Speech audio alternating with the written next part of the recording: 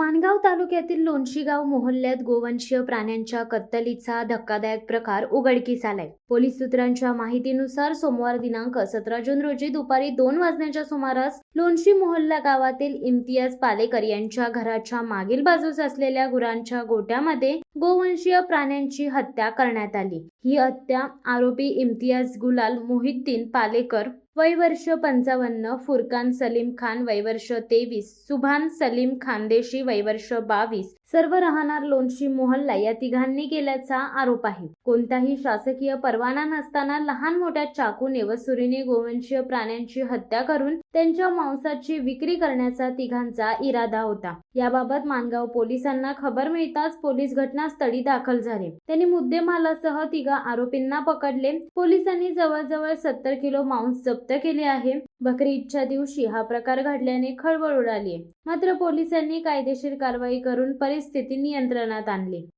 शिवसत्ता टाइम्ससाठी दीपक दबके, माणगाव। दे धडक बेधडक वृत्त देणाऱ्या आपल्या शिवसत्ता टाइम्स न्यूज चॅनलला लाल बटन दाबून सबस्क्राईब करा आणि बेल आयकॉनला क्लिक करायला विसरू नका।